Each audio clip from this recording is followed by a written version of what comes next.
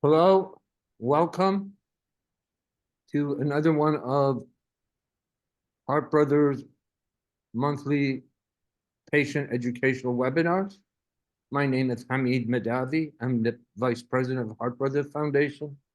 I have the distinct honor of having Dr. Farhan Zafar, the Vice President of Cardiothoracic Clinical Development at TransMedics Corporation with us. Dr. Zafar joined TransMedics 2 years ago as a surgeon and has transitioned over to leading the research and development for the cardiothoracic space. He has over 15 years of experience in heart and lung transplant research. He's going to be talking tonight about the TransMedics organ care system and program and how it has affecting the landscape of the U.S. Solid organ transplantation. I also wanted to acknowledge that our corporate sponsor for tonight is TransMedics Corporation, who is also Heart Brothers Platinum sponsor for all that we do. We're grateful to have them with us. Just wanted to cover that anything you hear or we discuss various technical program, procedures, processes, these are for information only. Please do not change your regimen or your treatment without contacting your doctor and your centers. At the end of the program, we're going to have a Q&A session. If you have any questions, kindly put them in the chat or Q&A, and I will try to get to all of them and get all your questions answered. With that, and without any further delay, I'm going to turn it over to Dr. Zafar, and he's going to take it away from here. Thank you, Dr. Zafar. Thank you, Hamid. Can you hear me? Yes. All right. I absolutely appreciate the opportunity to share some of our story with this dedicated group of Heart Brothers, and we really appreciate the partnership that we are able to support. With that, what I wanted to share today was how the TransMedics National OCS program has impacted the transplant landscape in the United States for all solid organs, mostly heart, lung, and kidney, heart, lung, and liver, not kidney. So here are some of the samples, and most of you may have seen it in the news around government's renewed focus on issues with organ transplant system and the need to overhaul it.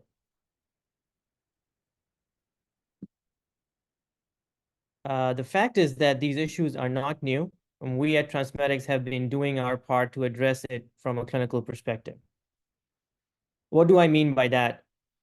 This graph demonstrates on the first bar total number of deceased donors, and in subsequent bars you can see number of lung, heart, and liver transplants from these donors.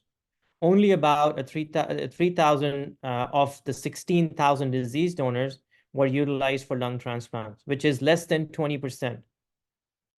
Similarly, heart and liver numbers demonstrate significant opportunity to grow the transplant volumes. And these numbers are from 2023, just last year. And why is that? There are three main reasons for this problem. The older conventional method is for the organs to be stored in ice during transport from donor to recipient, and this leads to significant time-dependent ischemic injury, which limits organs to a certain geographic distance. This old method also does not allow for optimization of the organs. Therefore, a lot of donor organs are turned down because of reversible injury. And lastly, this old method does not allow for assessment of organ viability, limiting utilization even further for organs that are procured from donation after circulatory death. This is what TransMedics focused on about 25 years ago, the ability to maintain the organs in near physiologic state, even outside the body, allowing organs to function, be assessed, and avoid ischemia during that transport. For example, lungs breathing, heart contracting, liver and kidney producing bile and urine respectively. Again, the idea is to avoid ischemia, assess organs better, improve the function of the organs, and improve outcomes post-transplant.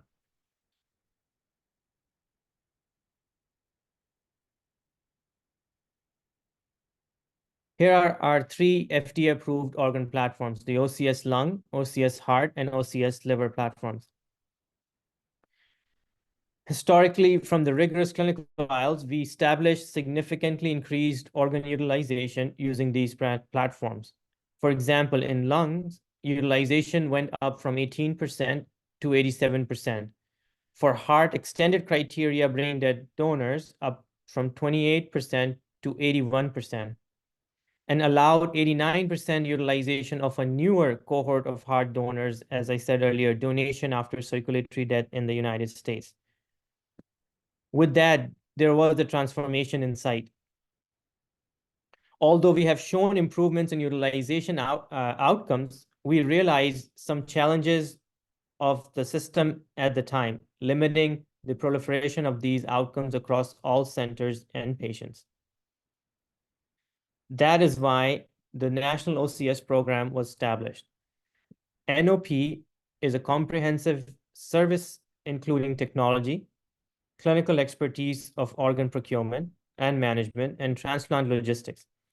NOP acts as one of the arms of the transplant process today. It procures, preserves, optimizes, and delivers organs for the recipient teams at the transplant hospitals.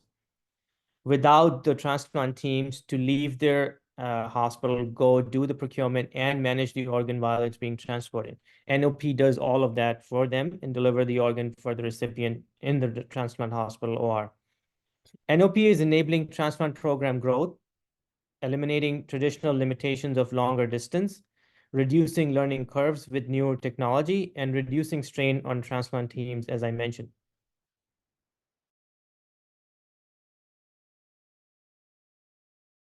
States. The hubs are shown here on this map. These hubs are staffed with surgeons, clinical specialists, equipment, and logistical resources. And here are the outcomes of the NOP. We have been able to double the number of transplants performed using the OCS technology from 2022 to 2023. A total of over 2,300 transplants were performed using an OCS technology in the calendar year 2023. And this is not just a success story for TransMedics. This has impacted national transplant volumes. Both heart and liver transplant volumes grew 12% year over year during the same time period. A double-digit increase, which was not seen in the last decade of organ transplantation. And these are numbers, as I said, from 2022 to 2023. Another paradigm shift realized by the NOP is a 50% reduction in nighttime liver transplants. The graph on the left in red shows liver transplants at OCS transplant centers. 62% of their transplants are being done in daytime, whereas centers that are non-OCS centers, 60% or majority of their transplants are done at nighttime. Transplants during nighttime requires additional transplant hospital resources, strain on hospital staff, it is costly, and results in canceled daytime cases. Another roadblock for us was air transportation. When we started demonstrating successful transplantation from longer distance donors, almost 3 times longer distance compared to the older model, we were faced with unavailability of the planes or prohibitive costs because of the antiquated air transportation models. This led us to create a first of its kind dedicated transplant aviation service, safest in the industry, to facilitate the growth of organ transplantation that the NOP had demonstrated and promised. We now own and operate 14 jets exclusively for transplant missions. Here is a representation of missions we have carried out using TransMedics Aviation since its inception in September 2023 until March 2024. We have covered over 800 missions, which continues to grow today. Earlier this year, we established a state-of-the-art digital logistics command center here in Andover, which operates 24/7 to manage logistics of the NOP missions from start to finish.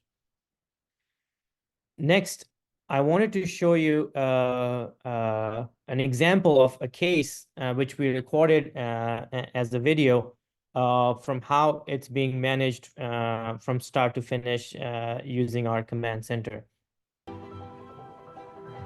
This is our actual command center, showing all the cases on the screen. Calls come in, and a clinical coordinator starts a case electronically for us.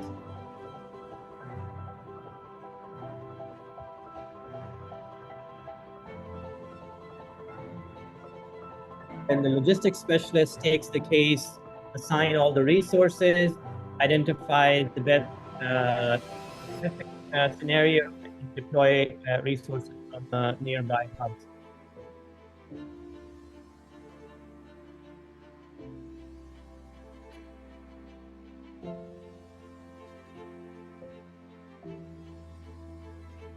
This is showing a case from Seattle to Boston. The resources are assigned, plane is mission in place.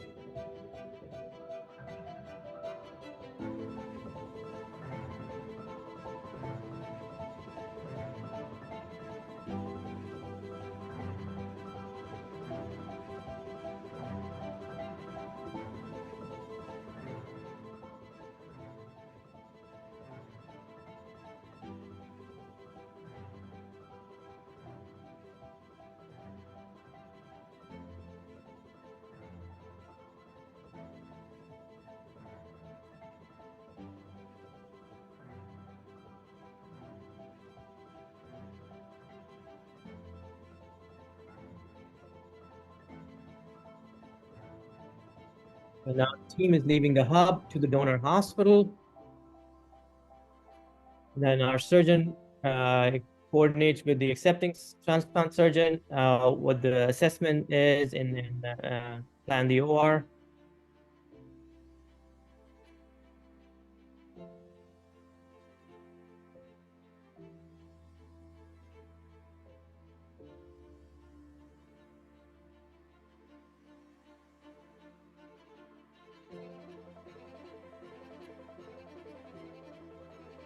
We essentially act as an extension of the transplant team, as an extension of the transplant team, communicating all the information along the way.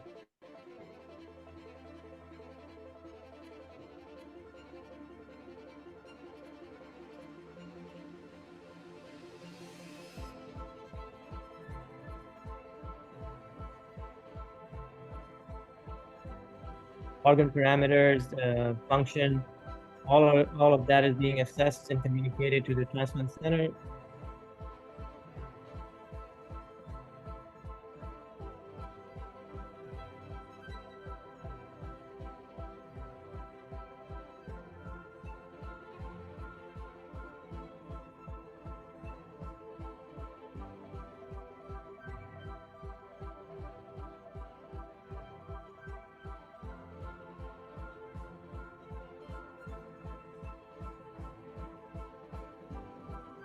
And this is an example of our plane, and this is again 100% dedicated to transplant missions.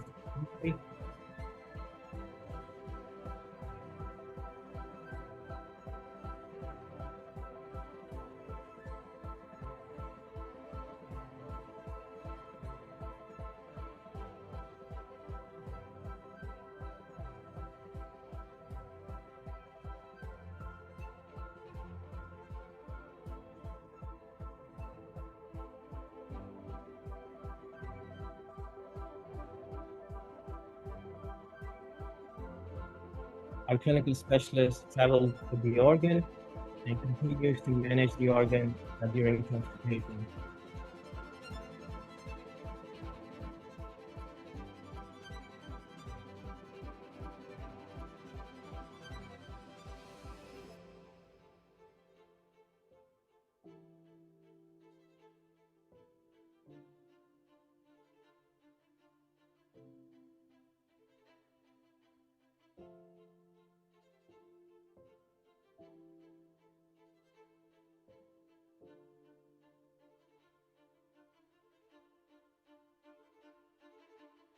Again, these updates are being shared with our clinical lead as well as the accepting surgeon to make appropriate decisions.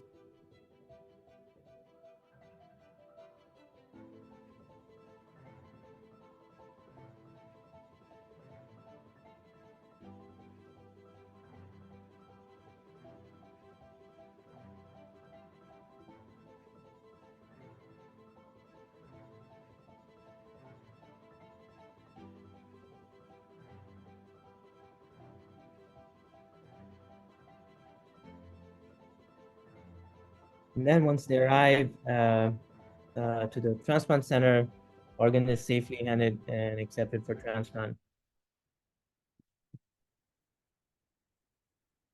So that's just an example of a case to demonstrate how the logistics and the operation of each of these missions are carried out.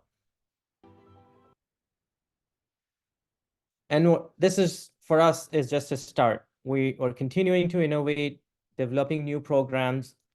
Again, the potential to improve utilization and the opportunity to grow the national transplant volumes is what we are focusing on with newer programs on heart, lung, kidney. All of these are in pipeline. The next 3 programs are listed here. They're going to be rolled out earlier next year. With that, I'm going to stop and open the floor for questions.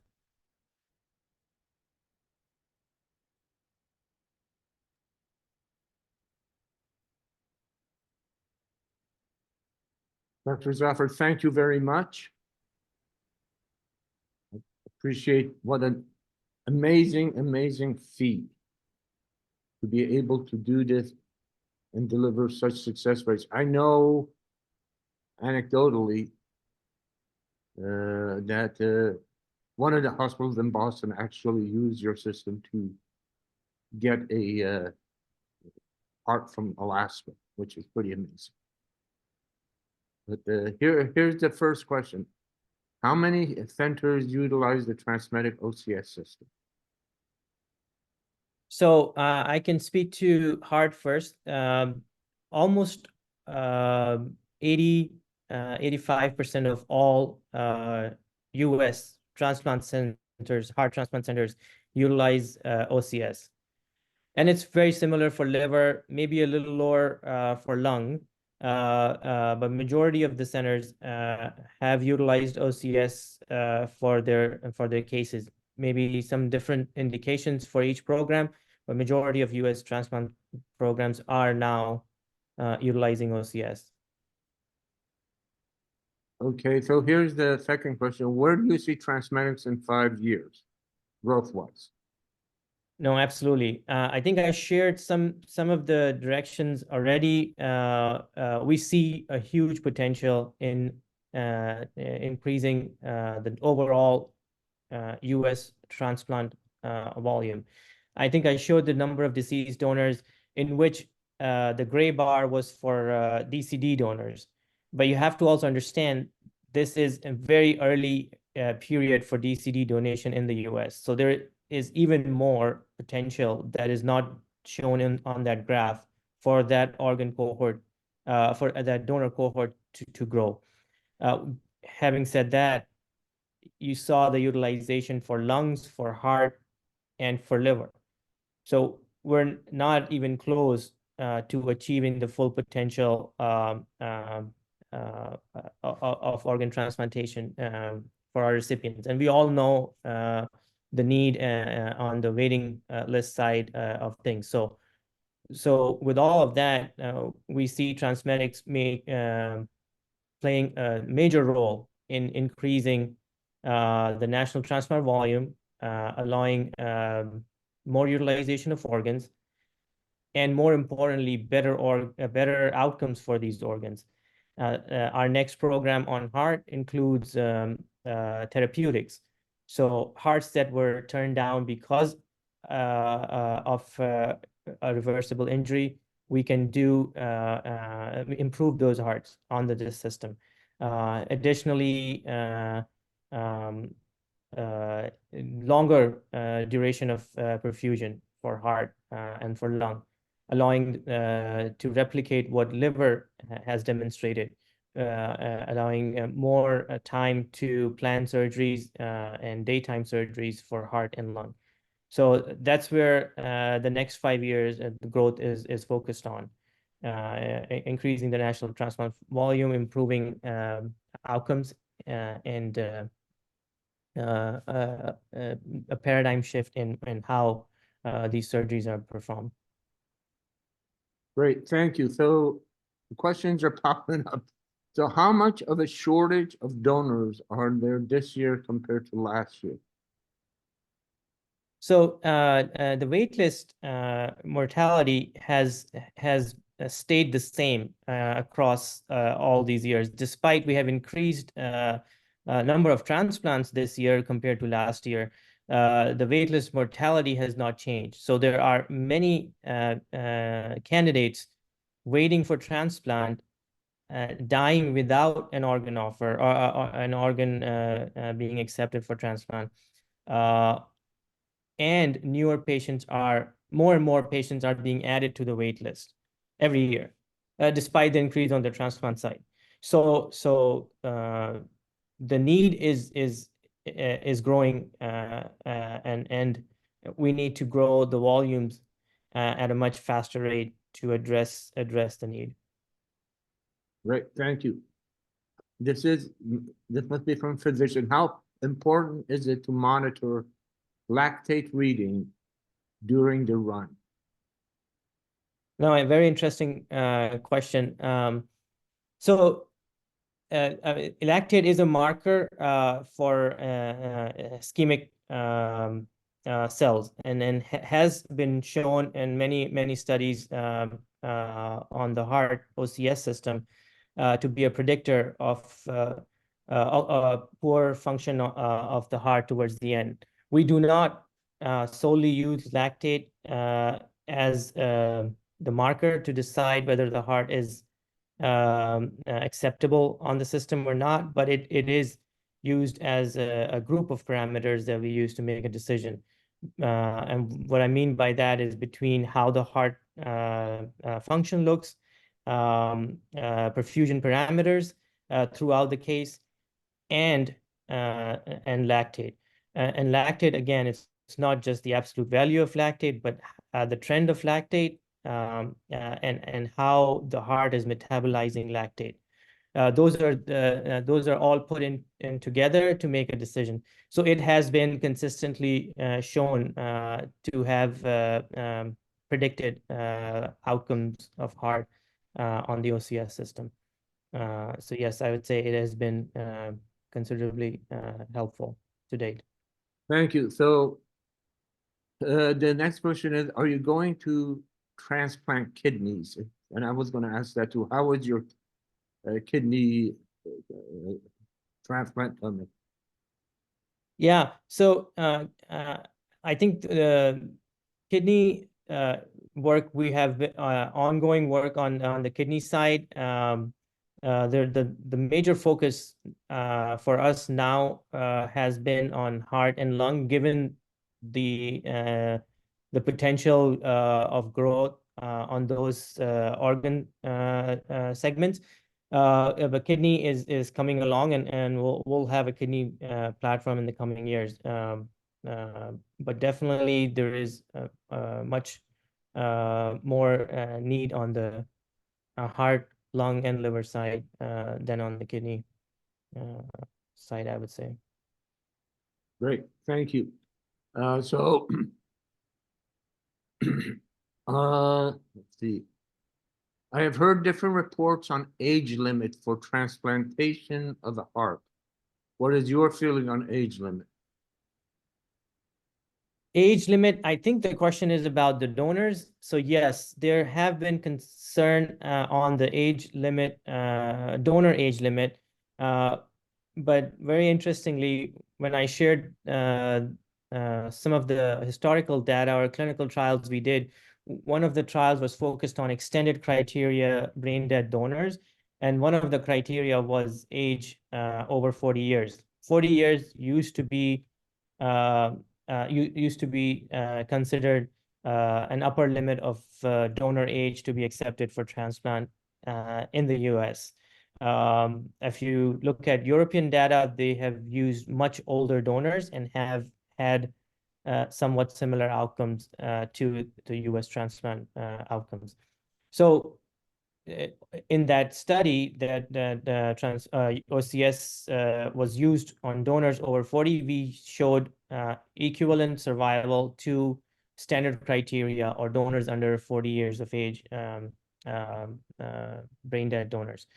There is potential, and in this system, again, one of the benefits of this system is that it allows for assessment of organ on the device. So if whatever concerns we had for older age to have an impact on organ function, you are able to assess those on the device and make a decision whether this organ should be used or not. And that's why I think there is potential in that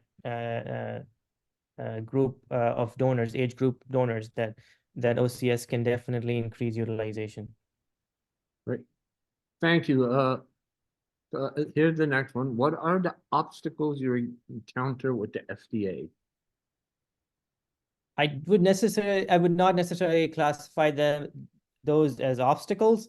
It is a important, very important work that FDA has to do, and then we need to fulfill and meet all those requirements and necessary regulatory requirements to make these devices and therapies safe and beneficial for the patient. And I think it's a partnership that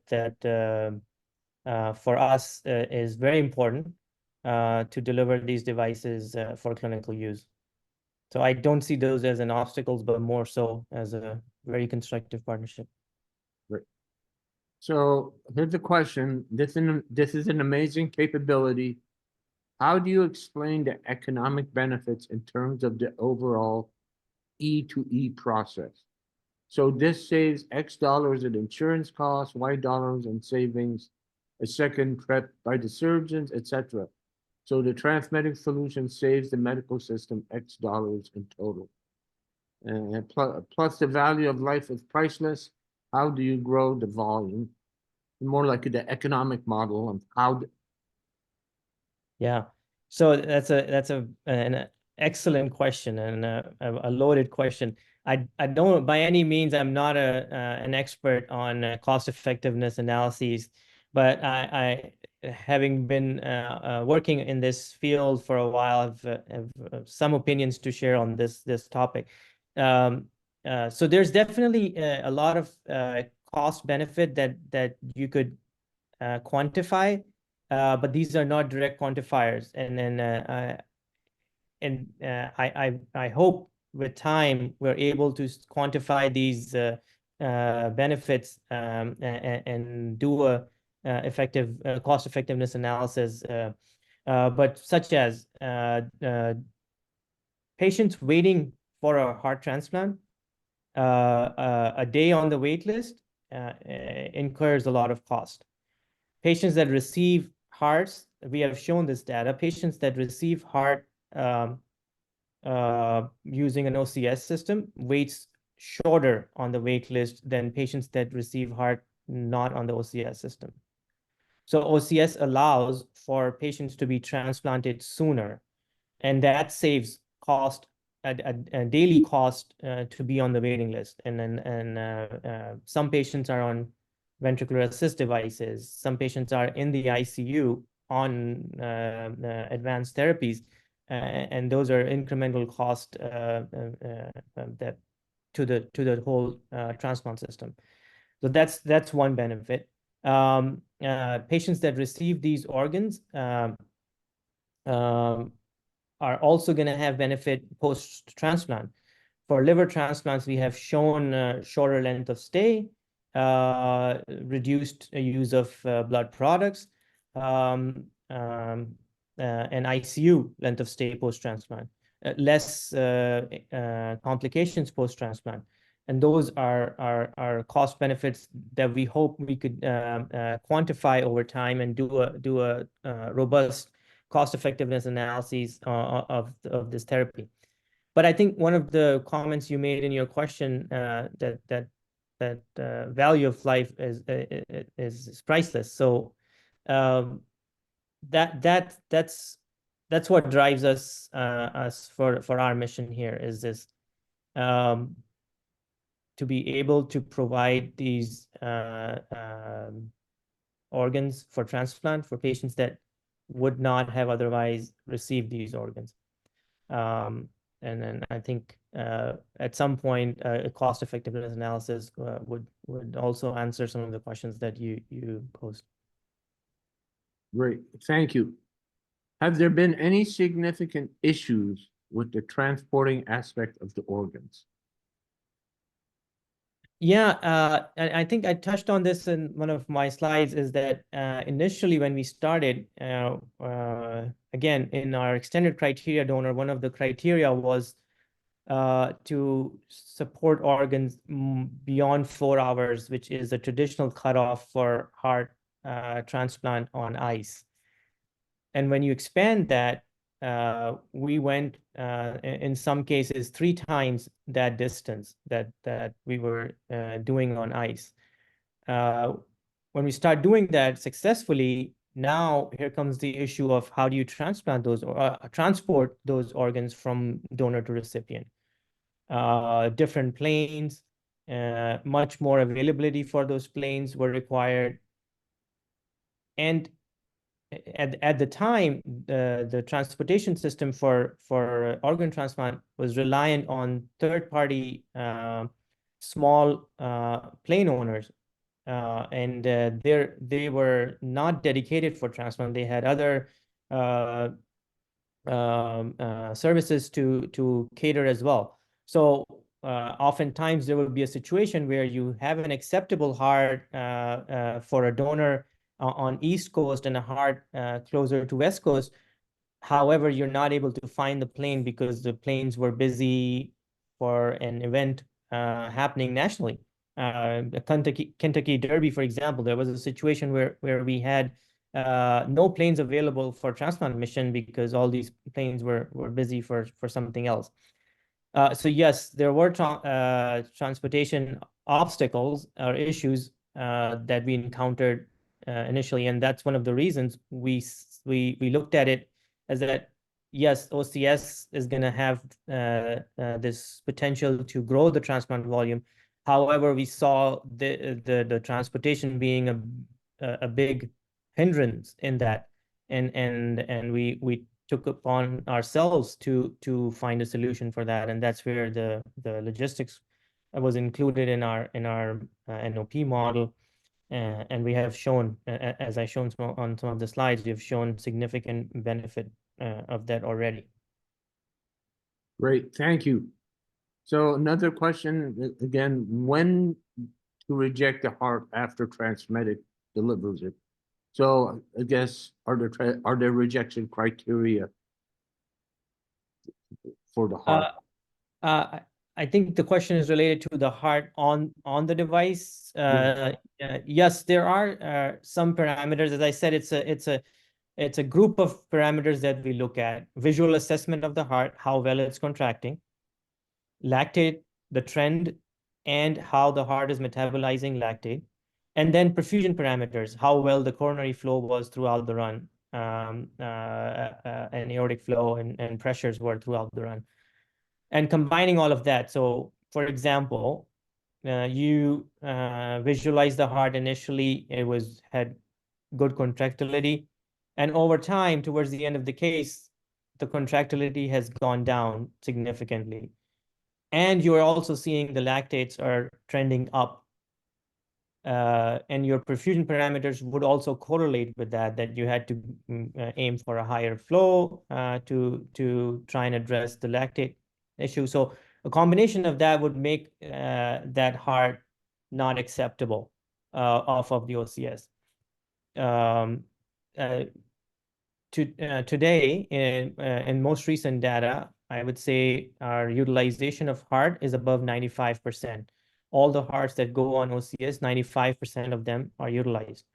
And we expect that, the 5%, we expect that for poor contractility. And then again, the assessment part of this device allows you to weed out those heart that would not do well in a recipient. And that's one of the benefits of this device, is to weed out those hearts that may not perform well in the recipient. Great, thank you. Next question.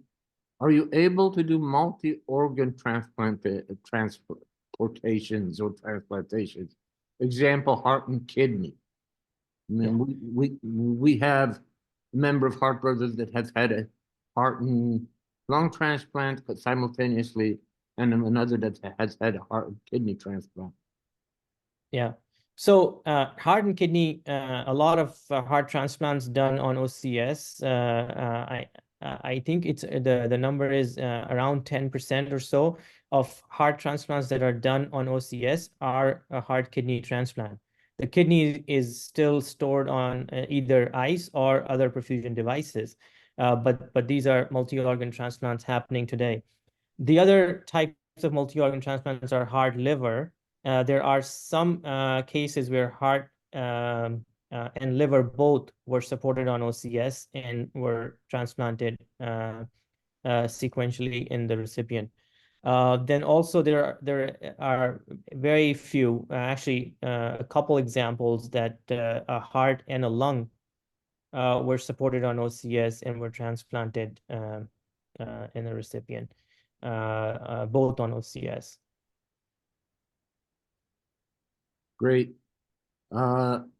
So this other question, I'm going to read it and then I can answer it since we already discussed this, doctor. As a heart transplant recipient and a Heart Brothers ambassador, would it be possible to set up a visit there? I am interested in seeing the machine in motion. Let me just add that there are some discussions going on between the Heart Brothers Foundation and TransMedics at a couple different levels to make an arrangement where a number of Heart Brothers ambassadors would go to the TransMedics facilities and visit them. And TransMedics also has a number of summer interns. They may want to make it so those summer interns are also there so they can have a meet, greet, and chat with the Heart Brothers ambassadors. More to follow on that. If you want to add anything to that, doctor, please.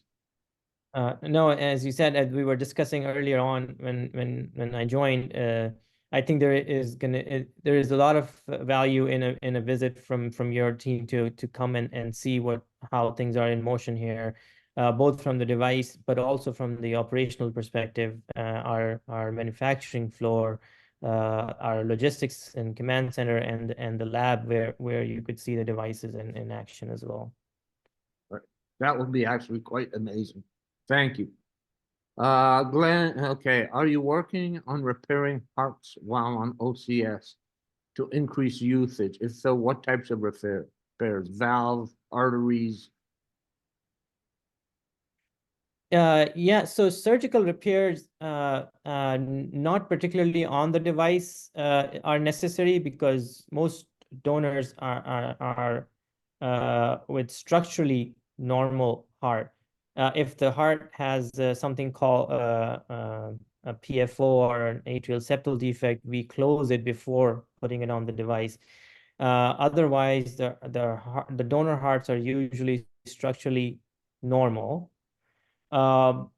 what it allows, what OCS allows, is complex repair in the recipient at the time of the transplant. So some of the recipients may need a valve, an aortic arch reconstruction, or a complex vein repair on the pulmonary side. All of these could be achieved at the time of transplant with the heart being perfused on OCS. So they have plenty of time to take care of the operation on the recipient side. For example, we did support recently a case for a young recipient with complex congenital heart disease that required almost 15 plus hours of surgery while the heart was being supported on OCS. Again, imagine in the older model, a heart can only stay for 4 hours before it starts to get ischemic injury, worsening ischemic injury. So the heart was supported well on over 15 hours and was transplanted after a very complex surgery in that recipient. That OCS is allowing. Furthermore, repair to the physiologic properties of the heart is what we are focusing on now. So all heart procurement result in some form of ischemia to the heart, plus the heart may have suffered from the injury or the mechanism of death, some injuries already, some are reversible injuries, and what we are working on is providing therapeutics to those hearts on the OCS so that those hearts could be procured and made better before they are transplanted in the recipient. Thank you. Is there any financial help from the government or the OPOs to offset some of your costs? Not at this point, and it is the cost of the device and services are reimbursed by the insurance through a specific transplant reimbursement mechanism. But there is no support directly from the government itself for individual cases. The uh, the cost piece comes again and again, but I think I touched on it earlier. There are definitely cost benefits of using the system, but they're not directly quantifiable in an easier way today. But we hope to have a robust cost effectiveness analysis to be able to show those numbers. Great, thank you. I had a couple questions myself. In this relationship between TransMedic, the donor hospital, the recipient hospital, where does the OPO, the organization, enter? How do they interact? Do they basically tell TransMedic where there's an organ available and where it's going, and then you take it from there? Yeah, so we see OPO again as a partner in this process. The the OPO and transplant center process stays the same. OPO allocates the organ to a particular transplant center, and then transplant centers activate us for a specific organ that has been accepted for their recipient.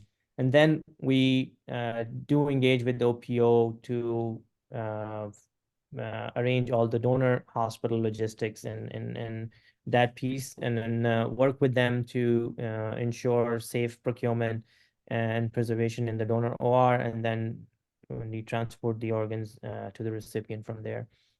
But I would like to touch on a few recent examples we had that goes beyond this standard operation, where we have partnered with some OPOs to go after organs that are being routinely turned down or unutilized or go unutilized for a variety of reasons. One more common being not enough time to allocate organs. So because of donor families' limitation to a specific OR time, OPOs may not have time to allocate some of the organs.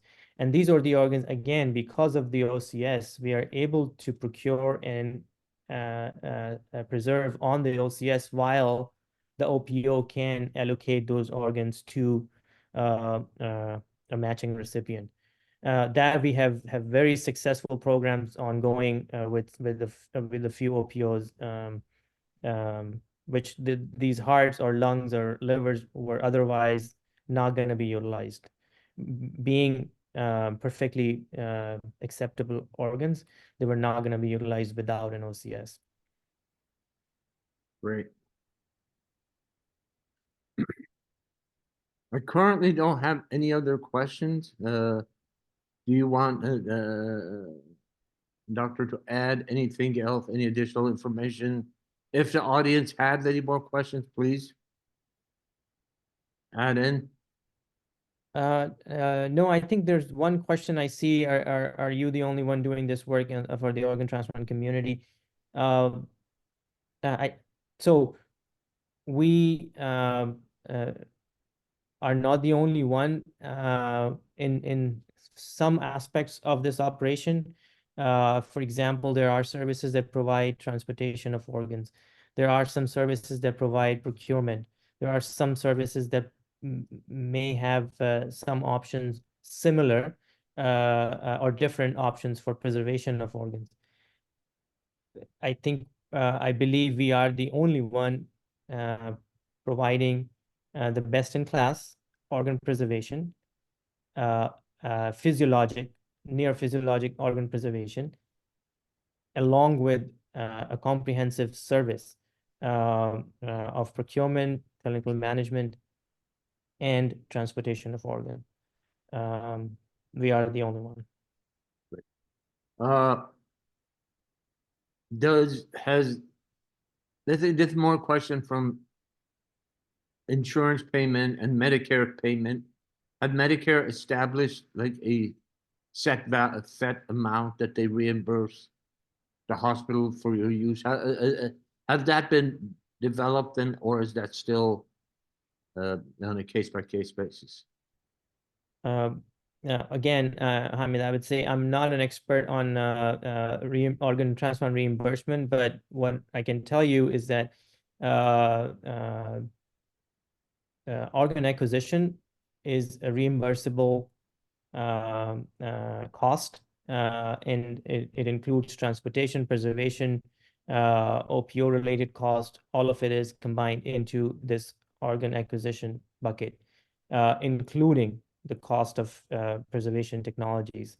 So it is reimbursed. What model? Each hospital has different negotiations with the payers, and they have different models of what percentage of cost and with what number of volumes these costs are being reimbursed. But I can tell you all organ acquisition costs, including technologies for preservation, transportation, um, are reimbursed in that bucket. Great. Any more questions? There was a question about the recording, and I see that got answered. Yes, this recording will be available, like all our webinars, will be available on our website, heartbrothers.org, the /events, and under there you'll find the recordings of our various webinars. All right, if there are no other questions, I am going to thank Dr. Zafar again. I'm grateful for your time, grateful for TransMedics support and knowledge and education, and just thank you. Absolutely, Hamid, and I'm very happy for this session, and happy to be part of this again if needed. Great. All right. Thank you. Have a good evening. You as well.